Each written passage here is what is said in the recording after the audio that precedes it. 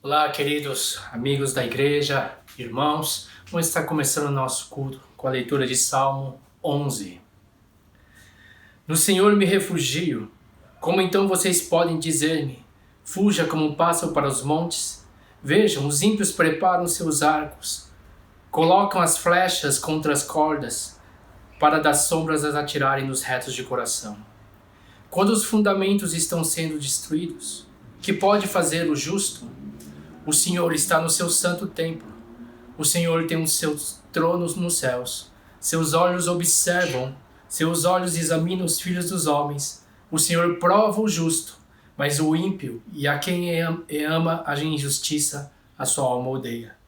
Sobre os ímpios ele fará chover brasas ardentes e enxofre incandescente. Vento ressecante é o que terão. Pois o Senhor é justo e ama a justiça. Os retos verão a sua face. Amém.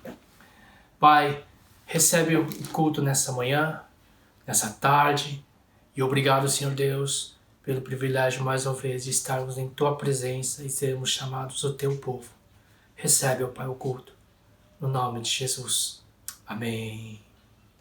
Vamos estar agora tendo um momento de louvor na presença do Senhor.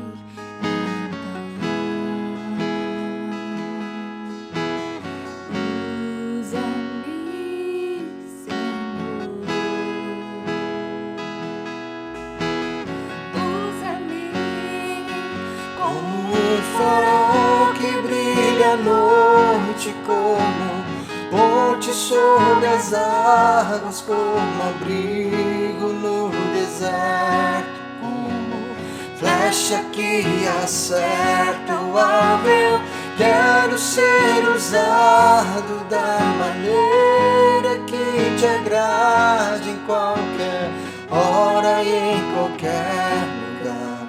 Eis aqui a minha vida.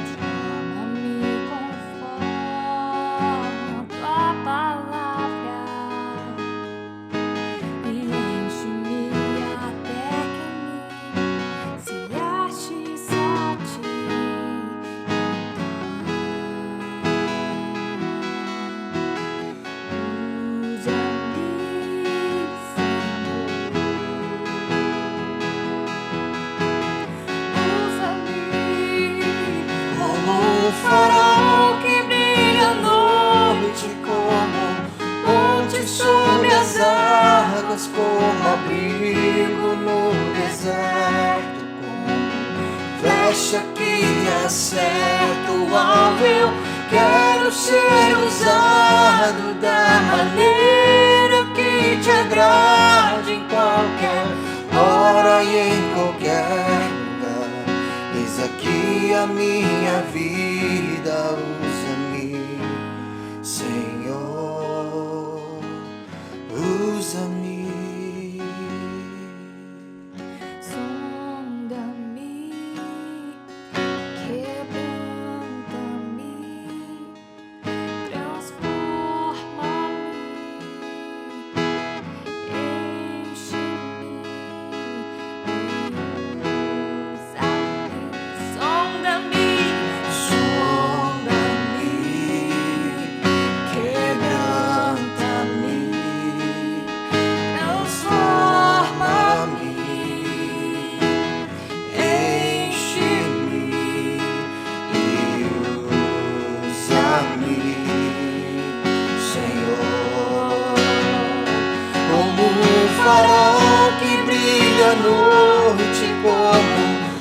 monte sobre as águas, como abrigo no deserto, como flecha que acerta o alvo. Eu quero ser usado da maneira que te agrade, em qualquer hora e em qualquer lugar. Eis aqui a minha vida, usa-me, Senhor.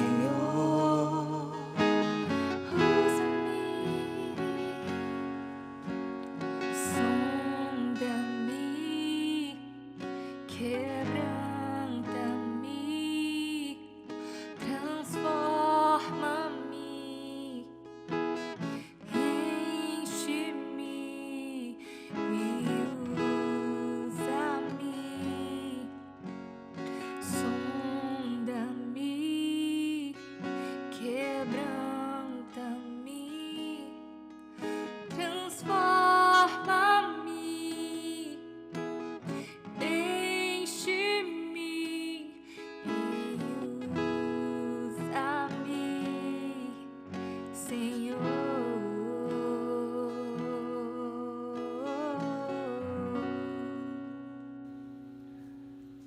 Bem, meus irmãos, vamos estar lendo a palavra do Senhor em Juízes capítulo 6, versículos 11 e 12. A princípio, eu vou pedir para você manter a sua Bíblia aberta. Então o anjo do Senhor veio e sentou-se sobre a grande árvore de Ofra, que pertencia ao abiezrita Joás. Gideão, filho de Joás, estava malhando o trigo num tanque de prensar uvas para escondê-lo dos midianitas. Então o anjo do Senhor apareceu a Gideão e lhe disse: o Senhor está com você, poderoso guerreiro. Amém. A época de Juízes era uma época muito confusa, e foi uma época confusa na história de Israel, né?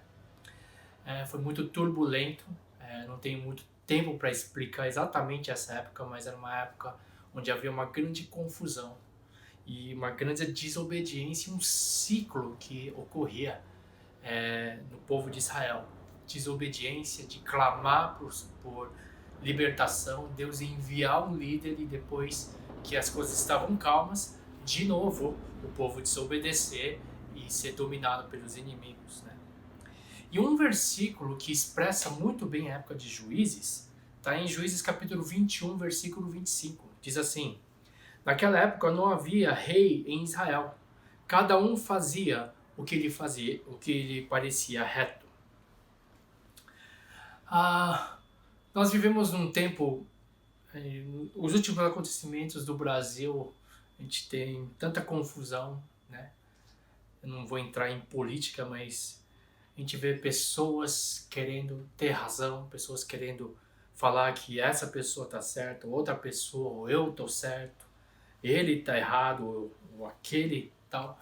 A gente vive uma certa confusão de liderança, né? É bem similar, né? Cada um faz o que parece certo, né? A gente vive numa época assim, né? Inclusive todos têm seu próprio interesse, seja político, seja econômico, seja pessoal. Cada um tem defendido suas posições e fazem exatamente o que a palavra de Deus diz, fazem o que eles acham que era certo aos seus olhos. E no meio de tudo isso, poucos têm realmente buscado a direção do Senhor. No texto que nós lemos, nós vemos Gideão sendo chamado em uma época muito difícil na história de Israel. Por causa da desobediência do povo, os midianitas dominaram o povo e plantações foram destruídas, rebanhos foram queimados, enfim, foi uma grande destruição na terra. Não só os midianitas, mas também amalequitas e outros povos também se revezaram, trazendo mais destruição ainda às terras dos israelitas. E a Bíblia diz, no versículo 6 de Juízes, versículo 6, diz assim: por causa de Midian, Israel empobreceu tanto que os israelitas clamaram por socorro ao Senhor. E uma coisa que aconteceu, e Deus fala no contexto da palavra, nos primeiros versículos do capítulo 6, é que claramente Deus tinha falado que isso aconteceu por causa da desobediência do povo. E é nessa situação que ocorre o chamado de Gideão. Interessante, quando a gente nota no versículo 11, né, como a gente leu, a palavra fala que Gideão, ele estava malhando trigo no lugar de prensar uvas. Por que ele estava fazendo isso? Porque era um lugar, de certa forma, seguro, né? Escondido, né? Não num campo aberto, mas num lugar de prensar uvas, ele malhava o seu trigo, né? Então ele ficava trancafiado no lugar, né? Com medo também dos midianitas, né? Atacarem ele. Né? Alguma semelhança hoje, né? Trancafiados, a gente está trancafiado. Inclusive muitos estão malhando, não o trigo, estão malhando. Eu estou tentando malhar na sala, né? Não teve muita graça, mas a gente tem feito aquilo que a gente faz presos nessa quarentena, certo? E, enfim, Gideão estava procurando ficar sempre no lugar seguro. Né? E ao ler o versículo 12, no chamado que Deus faz a Gideão, conforme a gente leu, o que Deus fala para Gideão? O Senhor está com você, poderoso guerreiro. Né? E a princípio, quem lê esse texto, só esse versículo, fala: Deus chamou Gideão porque ele era poderoso, provavelmente ele tinha muita força, muita liderança, sei lá, muita capacidade. E não é bem essa a verdade. Primeiro, como eu falei aquela hora, ele estava escondido, ele não era tão corajoso assim, ele estava tentando se proteger. Né? Mas a outra coisa que Gideão tinha, não somente o senso de proteção próprio, mas também ele tinha uma perspectiva um pouquinho errônea, não clara daquilo que estava acontecendo. Vamos ler o versículo 13 de Juízes capítulo 6, é o próximo versículo. Senhor, Gideão respondeu, se o Senhor está conosco, por que aconteceu tudo isso? Onde estão todas as suas maravilhas que os nossos pais nos contam quando dizem, não foi o Senhor que nos tirou do Egito? Mas agora o Senhor nos abandonou e nos entregou nas mãos de Midian. Qual que é a perspectiva dele? É que Deus os havia abandonado. Que aquilo que ele ouviu dos antepassados ficou no passado. De alguma forma, por causa do abandono de Deus, por causa de Deus ter simplesmente largado o povo, tudo isso estava acontecendo. De alguma forma, a responsabilidade era de Deus. Não é muito comum essa frase? Né? Se o Senhor está conosco, por que aconteceu tudo isso? Não é uma coisa... Aqueles que não têm Deus falam, cadê Deus nessa história? Ou mesmo os cristãos falam, poxa, se Deus está conosco, está comigo, por que essas coisas ruins têm acontecido em minha volta? E talvez você mesmo pode estar pensando nisso, não somente por causa do corona, mas das coisas que acontecem, nas tragédias que acontecem, na maldade que a gente vê por aí. E é uma eterna discussão das pessoas, né, sobre o problema do mal. Porque Deus permite que aconteçam certas coisas. Porque Deus permite que aconteçam essas coisas. E geralmente essa vai ser a perspectiva de muitos. Por que Deus? Por que Deus? Se Deus é conosco, por que aconteceu isso? Obviamente, gente, tanto eu como você, como todo ser humano, a tendência do ser humano é achar um culpado, é achar um responsável, e colocar a responsabilidade sobre outra pessoa é a resposta natural de muitos de nós. Culpar alguém é muito mais cômodo, muito mais fácil. E aqui, Gideão estava partindo do ponto de vista dele próprio. Claro, óbvio, né? E quando nós vemos por nosso ângulo, por nossa perspectiva, nós vamos concluir, nós vamos interpretar a situação segundo a nossa própria cosmovisão, nossa própria ótica. E essa era a perspectiva de Gideão. Porém, como mencionei um pouquinho antes, tudo isso estava acontecendo por quê?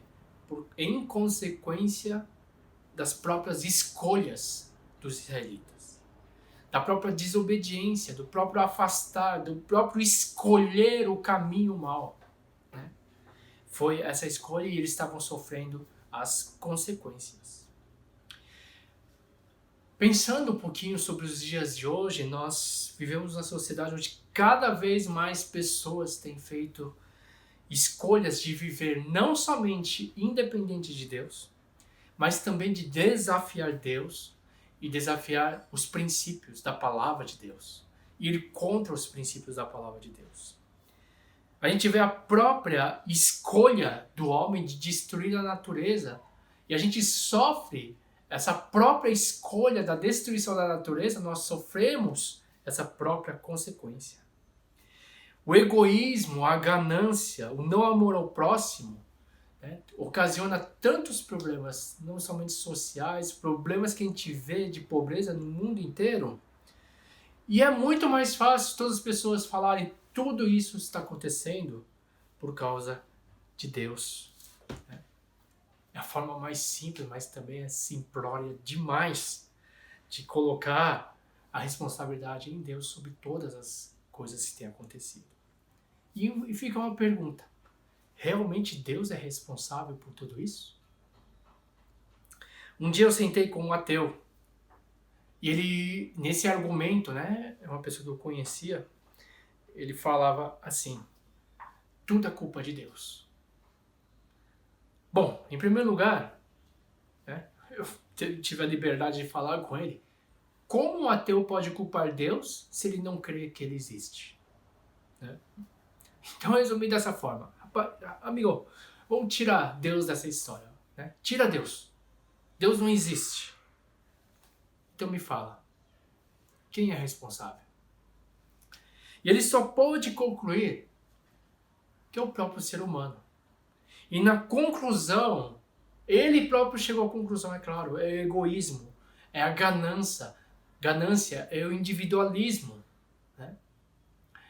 Muitas das coisas que nós sofremos também é consequência das próprias escolhas e do pecado do ser humano. Se olharmos pela perspectiva de Deus e tentarmos ousar, pensar, estar no lugar dele, nós perceberíamos o quanto mal existe na humanidade. Ao longo dos anos vemos quanta maldade aconteceu.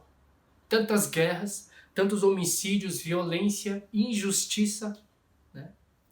E vemos então um mundo, né, que a gente vê através da história, que muitas vezes as pessoas sofreram por escolhas também de outros. O mundo é descrito, inclusive, tem um texto que tinha vindo à minha memória, primeiro, no livro de Judas, né? Judas não é o Judas Iscariotes, era o Judas, irmão de Jesus. Capítulo 1, versículo 16, diz assim: as pessoas vivem se queixando, descontentes com a sua própria sorte, seguem seus próprios desejos impuros, são cheias de si, e adulam os outros por interesse. E em Mateus 24:12, por causa da corrupção, por causa da iniquidade, o amor se esfriaria. E a gente vive num mundo que realmente tem visto isso. O amor se esfriar, pessoas cheias de si, pessoas que vivem para si próprios e vivem por seus próprios prazeres.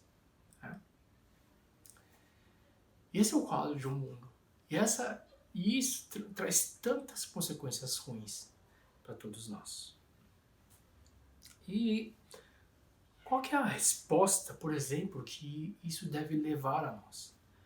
Porque o que eu gostaria de falar vai ser hoje, semana que vem também, continuando nesse mesmo texto, é que Gideão estava partindo de um ponto de vista dele, e algo que iria acontecer ao longo do tempo é mudar da perspectiva limitada dele para ver sobre a perspectiva de Deus. E na perspectiva dele, tudo era culpa. É uma responsabilidade, não era muito do povo, parecia que eram vítimas, na verdade, era a consequência das próprias decisões. E uma das coisas que eu creio que Deus tem nos chamado nas últimas semanas é para o arrependimento. De reconhecer, em primeiro lugar, que nós mesmos, como povo de Deus, temos nos afastado de Deus. De quanta ostentação, de quanta falta de propósito o povo de Deus tem demonstrado.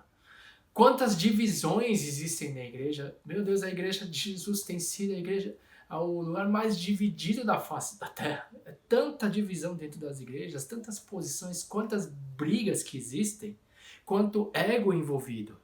Né? E creio que Deus tem nos chamado para isso. Anos atrás, eu falei há 4 semanas isso. Houve uma profecia, uma palavra, uma visão que o pastor David Wilkerson, não sei se você conhece ele, ele foi pastor da Times Square Church lá em Nova York. Ele escreveu um livro que foi um best-seller mundial, é um clássico entre os cristãos também, A Cruz e o Punhal. Né? E ele teve uma visão, uma palavra que Deus colocou no coração dele que é impressionante. O que diz? Os programas de TV serão da pior espécie.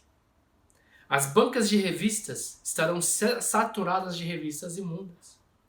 A educação sexual nas escolas será reanimada com filmes demonstrando detalhes do ato matrimonial. Isso ele falou em 1973. É uma inversão de valores, a troca da verdade pela mentira. A manipulação da palavra de Deus para fazer ela se adaptar aos desejos pecaminosos do humano. Mas outra visão que ele teve foi essa. Eu vejo uma praga chegando ao mundo. Eu vejo uma praga chegando no mundo e os bares, igrejas e governos serão fechados, serão desligados. E é interessante estar acontecendo isso, né? E essa palavra que Deus colocou no coração dele foi em 1986, 24 anos atrás. Ele falou que essa praga atingirá Nova York e a agitará como nunca foi abalada antes. E onde foi o epicentro no mundo, do maior número de casos do mundo, o epicentro foi justamente, não somente nos Estados Unidos, mas foi em Nova York. Como aquela cidade foi abalada como nunca antes. Mas o melhor vem agora. A praga vai forçar cristãos, crentes que não oram, a orar de forma radical, a pegarem em suas Bíblias, e o arrependimento será o clamor dos verdadeiros homens de Deus no púlpito. Eu creio que é isso que está para acontecer. Eu creio que em vários lugares tem acontecido isso, pessoas têm orado mais, pessoas têm buscado a palavra de Deus mais, e é claro que é uma mensagem que todo mundo tem se colocado, é a igreja voltar à essência, a igreja se arrepender, os filhos de Deus se arrependerem de tantas coisas supérfluas que a gente tem buscado, e buscar a essência do Evangelho. E tem mais. E daí sairá o terceiro grande despertar que varrerá a América e o mundo. Ele fala de um avivamento, de um despertamento em nível mundial. Que eu particularmente, como já falei 2 ou 3 vezes já nesse período, eu creio que Deus vai fazer isso. Ele vai trazer um despertamento espiritual, um avivamento na face da terra. A terra foi abalada. E a nossa resposta é nos arrepender. E a nossa resposta é buscar o Senhor. E buscar a vontade dEle. Eu não sei quando você ouviu essa palavra, essa visão que ele teve. Eu não sei o quão sério você levou a isso. Se você crê nisso ou não. Mas uma coisa é fato, o mundo está abalado. E os filhos de Deus estão buscando mais ao Senhor. Eu creio que você pode ter sido um desses que foi despertado por Deus. Cada vez mais e mais pessoas têm orado e buscado a Deus. Pessoas têm lido mais as suas Bíblias, se apegado em Deus. E sei que Deus está chamando a sua igreja a se arrepender. E é tempo, meu querido, é tempo de voltar para Deus. Meus queridos, exatamente em tempos assim, que Deus chama homens e mulheres para se levantarem e saírem com a bandeira do Evangelho, proclamando o reino de Deus. No texto que a gente está acompanhando, o interessante é que Deus, no versículo 13, Gideão ele indaga, né? Por que isso aconteceu? Por que isso aconteceu com a gente? Né? Por que o Senhor abandonou? E Deus não responde à indagação de Gideão. Ele simplesmente diz, acompanha aí, Juízes 6, versículo 14, com a força que você tem, vá libertar Israel das mãos de Midian. Não sou eu quem está enviando? Com a força que você tem, diz a palavra. Meus queridos, deixa eu perguntar uma coisa. Que força Gideão tinha? Um rapaz que ficava malhando trigo escondido teria que força? Olha bem a resposta de Gideão, versículo 15. Ah, Senhor, como posso libertar Israel? Meu clã é o menos importante de Manassés e eu sou o menor da minha família. Sim, Deus chama os humildes, mas tem uma coisa, que a única coisa também que Gideão, apesar de mostrar humildade, mas a coisa que ele conseguia ver sobre si mesmo era a limitação. Que ele era o menos importante e que ele era o menor de toda a família. E o que é que nós vemos em nós? O que que você vê em você? O que que eu vejo em mim muitas vezes?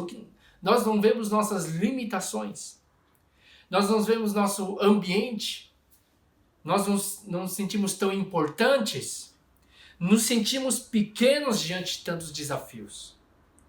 E nós, muitas vezes, nos apequenamos diante de nossa limitação e diante dos desafios que estão na nossa frente. É muito mais fácil, gente, nos escondermos atrás de nossas limitações. Na verdade, vira uma zona de conforto, né, para muitos. O que a gente fala? Deixa quem sabe fazer. Deixa quem tem capacidade. Deixa os mais inteligentes. Né? Na Bíblia a gente vê exemplos. Por exemplo, para Moisés, ele falava, quem sou eu? E Moisés mesmo falava, eu não sei falar. Minha boca é pesada. Para Jeremias era o quê? Eu não passo de uma criança. E para Gideão foi o quê? Foi a sua própria formação familiar. Nós somos nada, nós somos pequenos. Né? E para você, qual que é a sua desculpa? Qual que é a sua limitação? E sabe, a questão não é responder como Gideão. Porque ele pergunta, como? Como uma pessoa como eu? Como vou fazer isso? E a pergunta, gente, não é o como, mas quem. Sim, quem é Gideão? Sim, mas tem uma resposta mais profunda desse quem. O que a palavra de Deus fala? No versículo 14, lá no final, se você leu, tá assim, não sou eu quem o está enviando? E no versículo 16, se você for ler no versículo 16, diz assim, eu estarei com você.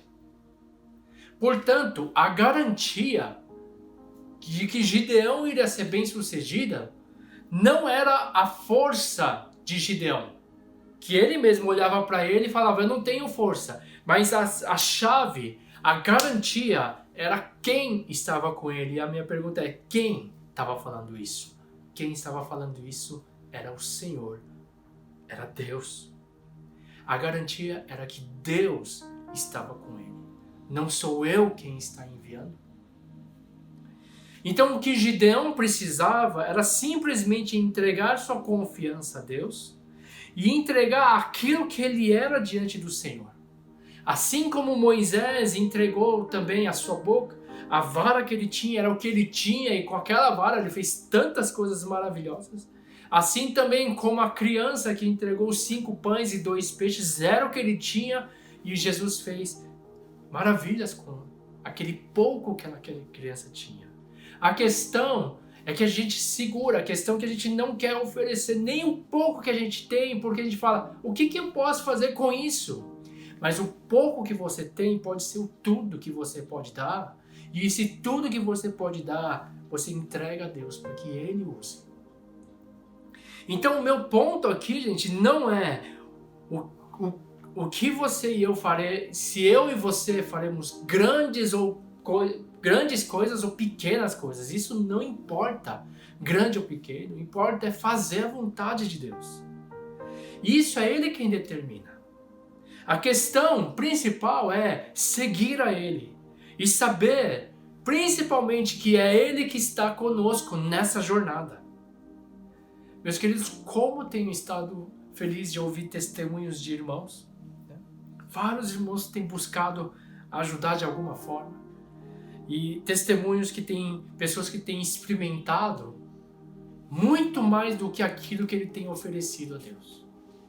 Tem experimentado, uns falam multiplicação, outros têm experimentado algo novo em Deus.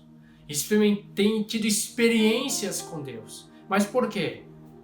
Não porque ficaram paradas, porque simplesmente aquilo que ele tinha e colocado diante de Deus, Deus usou para a glória dele. E, portanto, não se baseia na sua própria limitação. Sim, vá humilde, esteja humilde perante o Senhor, mas entregue aquele pouco que você acha que você tem, mas que você acha que é o tudo, e esse tudo você acha que é pouco. Mas entrega aquilo que você tem. Essas pequenas ações que vários irmãos têm feito, como entrega de alimentos, como oferta monetária, ofertas de máscaras, oferta de tempo, orações, ligações, palavras, são todas essas coisas que a gente pode até considerar pequenos. Mas aquilo que nós temos agora, nós entregamos agora a Ele. Eu vou estar continuando a mensagem de Gideão semana que vem, sobre o processo em que Gideão saiu desse lugar, né, de ver sobre a perspectiva, para ter a perspectiva de Deus. E o que Deus fez com ele. Mas nesse culto hoje, eu gostaria de a gente poder focar nas duas coisas que eu falei nessa manhã. Justamente nesse tempo tão difícil que estamos passando, como já mencionei antes, é uma oportunidade que Deus tem nos dado. Porém, é necessário a gente começar a mudar nossa perspectiva. De sair de nossa perspectiva e nosso olhar limitado para a perspectiva do alto, para a perspectiva de Deus. De ver como Deus tem olhado tudo isso e procurar ouvir o que Ele deseja de nós, o que Ele está dizendo nesses dias. Eu oro para que eu e você possamos ter discernimento daquilo que Deus está querendo dizer para nós como povo de Deus.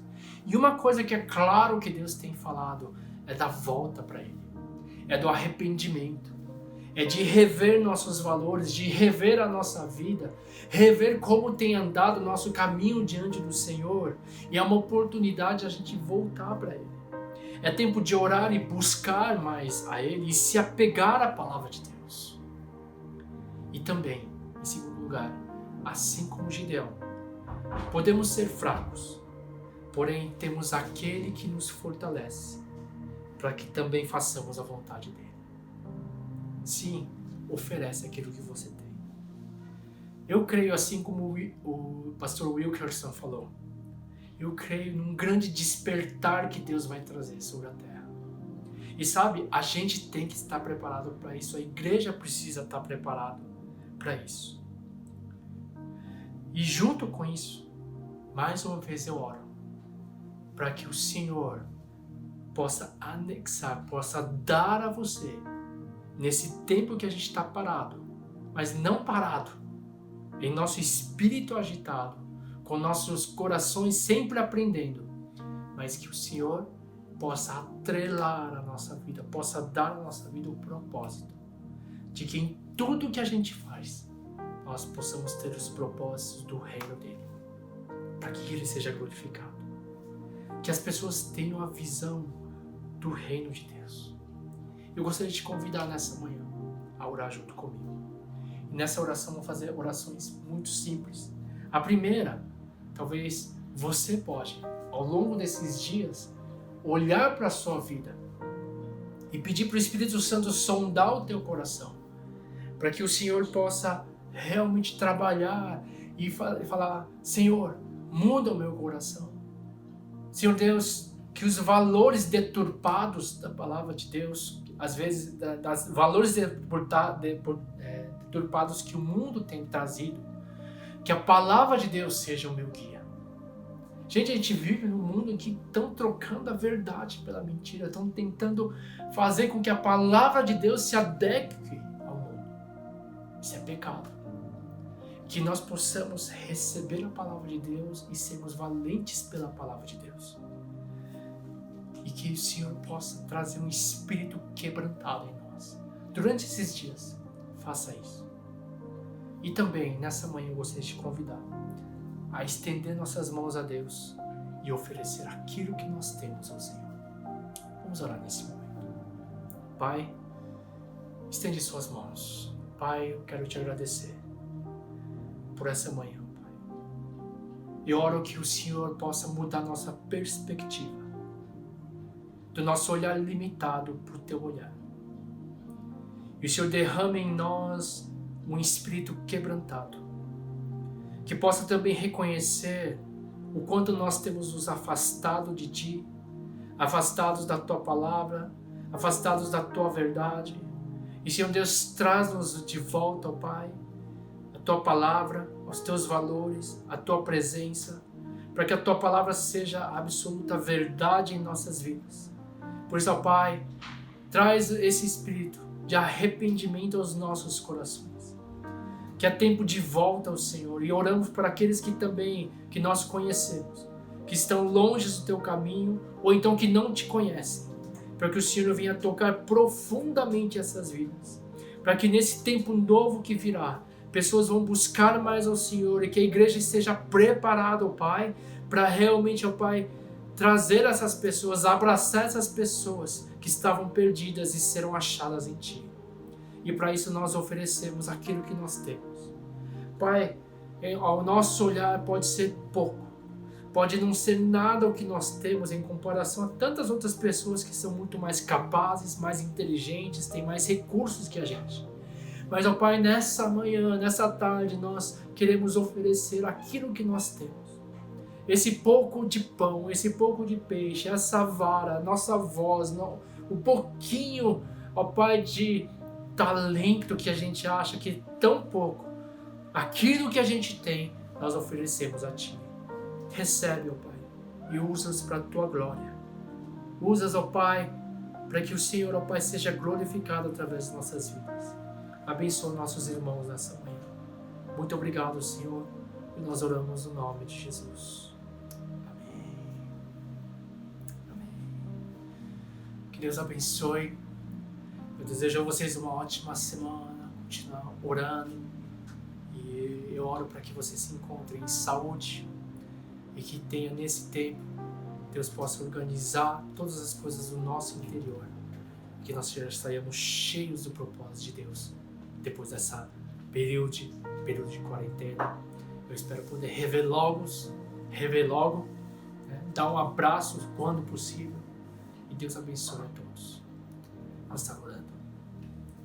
Que a graça do nosso Senhor Jesus Cristo, o amor de Deus Pai e a comunhão do Espírito Santo de Deus esteja sobre cada vida, sobre cada família aqui representada, sobre a Tua igreja reunida de casa em casa nessa manhã, de agora para todos sempre. Amém.